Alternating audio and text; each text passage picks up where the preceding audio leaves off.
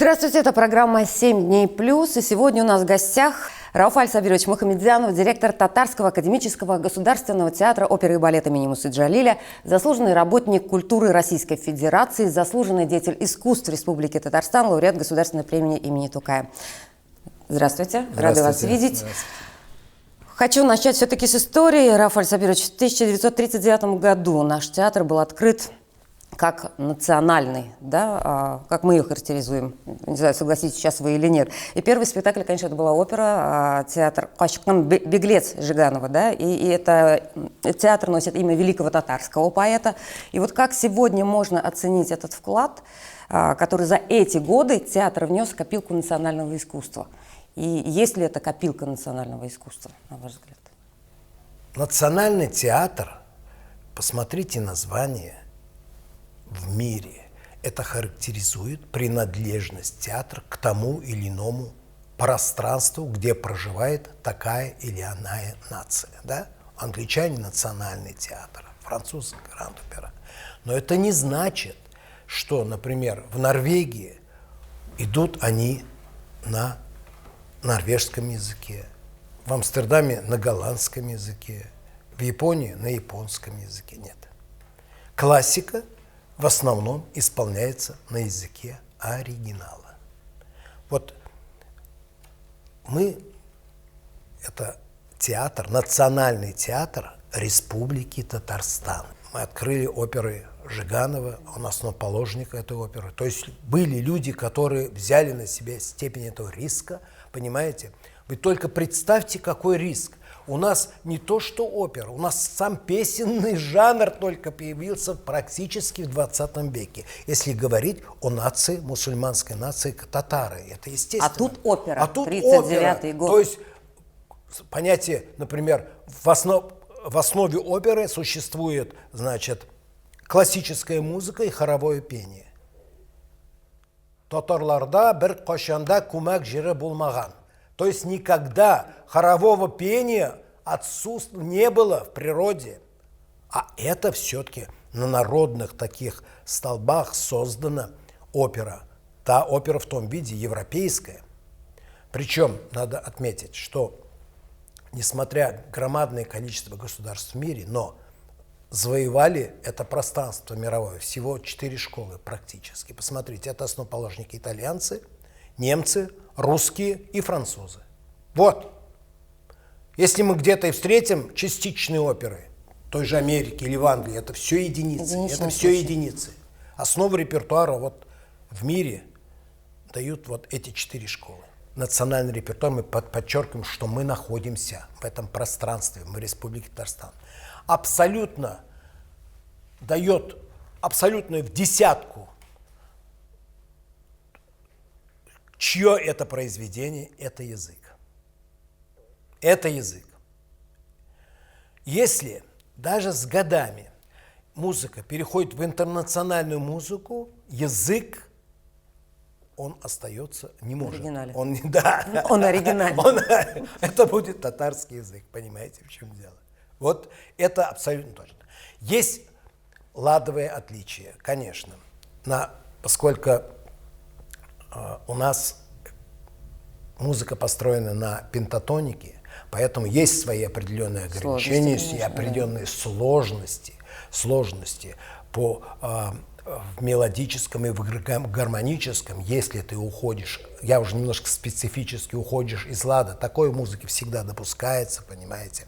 Это и есть. Более того, и многие и композиторы, и итальянские использовали часть пентатоники, понимаете. Поэтому здесь вопрос уже вкуса, мастерства, понятий, вот музыка, то есть она, я хочу сказать, она может перейти в интернациональную, потому что, ну да, и у китайцев есть в основе пентатоника, и у турков в основе есть пентатоника, понимаете, в чем дело. Вы все-таки сейчас с позиции топ-менеджера, да, мы говорим о том, что приходит Эльмир Низамов, Алтын Казан, появляется. Как вы понимали, что это риск? Эльмир Низамов – это другая несколько история. Это другая история. Поскольку это жанр не оперы, это мюзикл. Там это другая певческая культура, другой жанр, другая стилистика. Мы сейчас с позиции А национального я с заходим, позиции да? национального ближе, поскольку я начну с фундаментального, такая опера. То есть наше основное направление. То есть вы возьмите появление, например, сказания о Юсуфе, любовь поэта Ахьяровой, Золотая Орда Ахьяровой, Сюмбике Ахьяровой, понимаете, Ринат Харис. Это появилось в этом столетии уже, тысячелетии, в этом тысячелетии. Почему? Я не случайно. Потому что эстетика уже отличается. И параллельно, но с одной эстетикой ты ничего не сделаешь. Должен произрасти создатель, художник, я вам скажу, композитор, естественно, автор либретто, а дальше уже, это, который превращает все это в сценическую версию целой команды, я не буду их перечислять. Но композитор должен родиться. Случайность, закономерность, я не могу сказать. У нас появляется вот человек, который действительно, Ахьярова, выдающийся человек. И мы начинаем работать. Все отвечает требованиям, и сегодня, конечно, понимаете, несмотря на то, что, как сказал один человек, она бы в советское время давно за оперу «Сюмбике» уже получала бы ленинскую или сталинскую премию. А сегодня могут и Пушкин родиться, и не заметит никто, понимаете. И такое может быть. Это не я сказал, что-то выражение было. Смотрите, при этом вот оперу «Сюмбике» ставили 3 года. Вот почему так долго? Вообще можно ли говорить о том, что национальные спектакли сложнее создавать? Что национальное произведение... вообще нет критериев. Опера может создаваться несколько десятков лет и может создаваться за 2 недели. Пишется.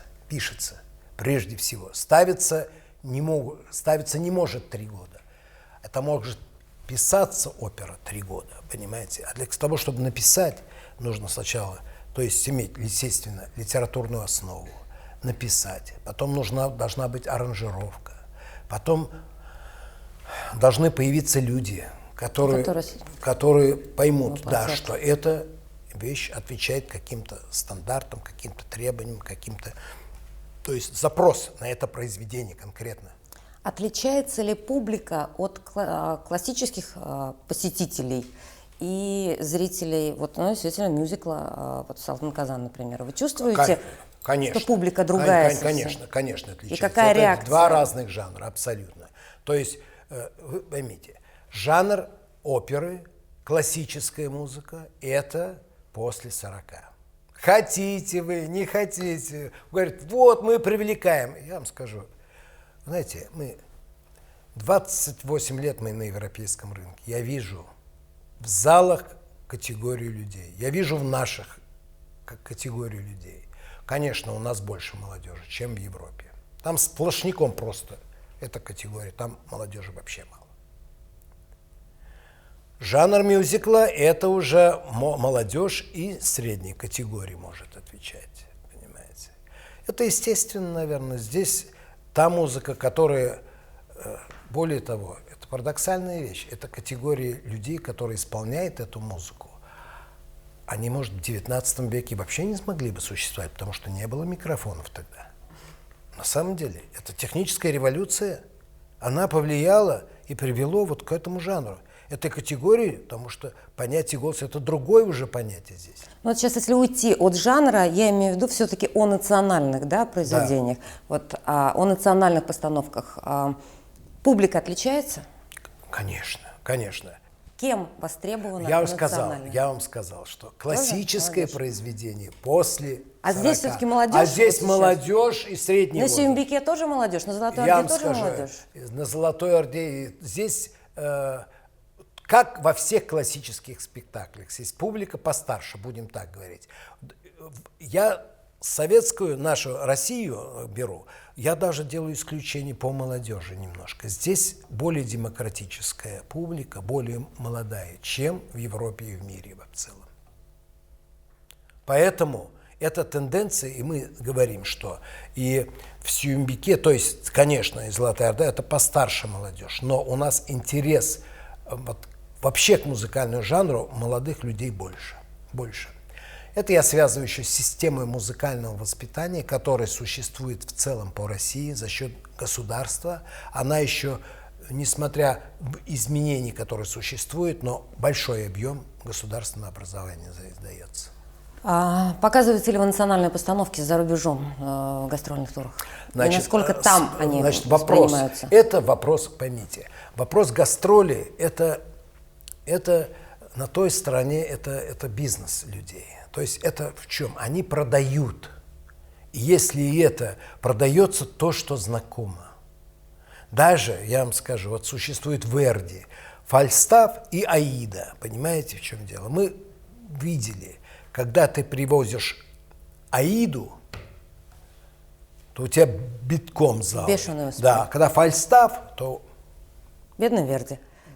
Абсолютно верно, да. Это может быть на фестивале. Это может быть на фестивале. Кстати, я вам скажу, это не только касается татарского, я вам скажу, в этом отношении и наше русское искусство в менее степени, конечно, популярно. В основном это итальянское, французское, частично. А какие национальные постановки все-таки увидели свет за рубежом? За рубежом, конечно, Шурале.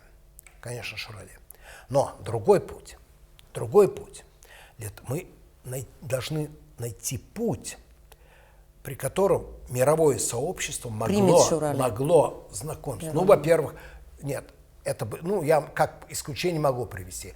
Шурале, конечно, когда была соцлагерь, будем говорить, социалистическая система государств, конечно, Шурале тогда обменивались, и Шурале прошло во многих социалистических странах, и в Польше, и в Чехословакии, в Венгрии, там, в Мариинском, Большом, все это, понимаете. А сегодня это не существует. Каким же образом, вот вы говорите, каким образом мы должны? Но в данном случае вот то, что президент поддержал нашу идею, и мы нашли такой ключ, это телевидение, социальные сети, телевидение, канал Меца. Канал Меца. Я вам скажу, что канал Меца за последние, будем так говорить, пусть будет 5-6 лет, показал 140, не 5, но может быть 8 лет, за последние 8 лет, 140 представлений, 140 показов наших представлений по телевидению. Канал Мец, он охватывает примерно около 50 стран. Это помогло... Это знакомит. Это было продвижение. Это знакомит, я вам скажу, нет больше других мусульманских национальностей, государств, продукции в виде спектаклей балетных или... Нет, на канале нет. Только мы.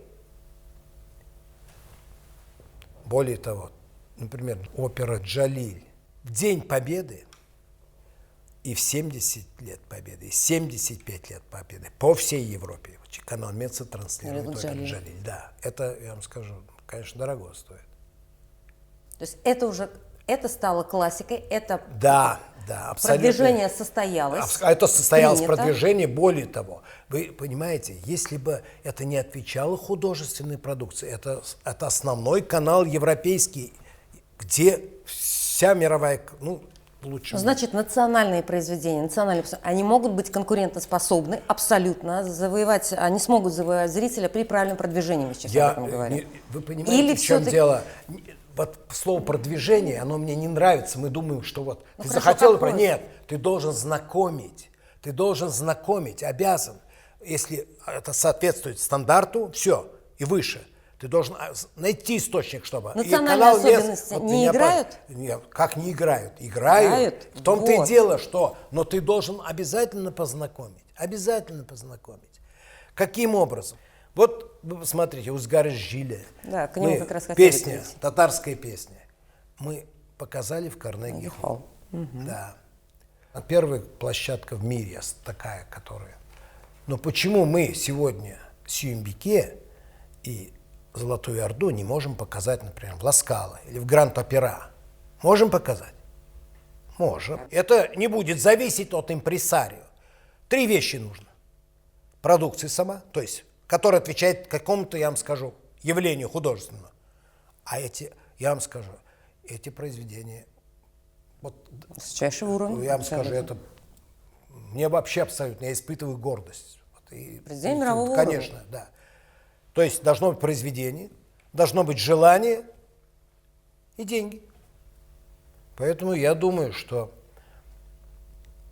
внутри республики найдутся люди, которые захотят, чтобы эта продукция была представлена и в Грант, или в Ла-Скала, или на ведущих площадках. Смогли же мы с Карнеги-холл выступить? Смогли. Почему не пойти по этому пути?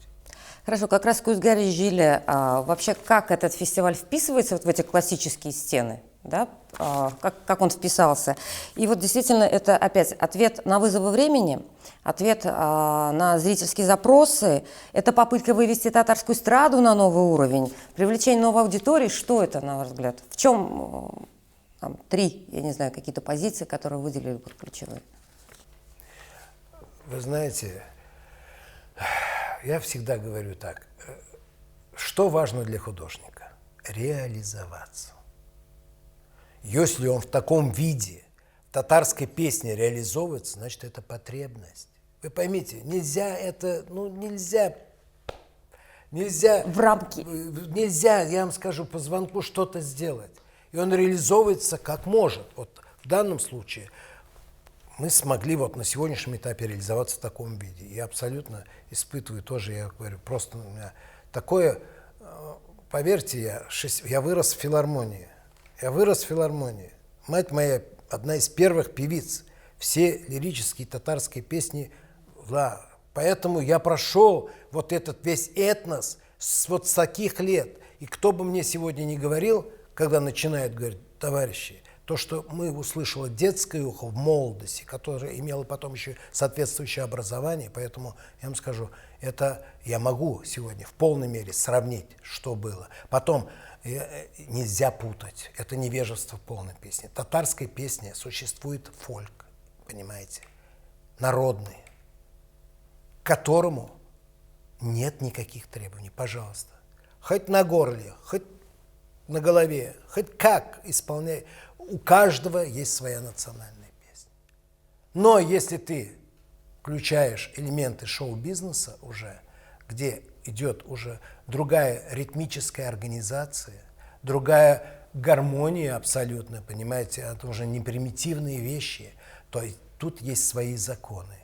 И здесь есть уже свои требования. Вот здесь, вот как бы я захотел, не захотел, ты должен все это подчинить. Так же, как и в классической музыке.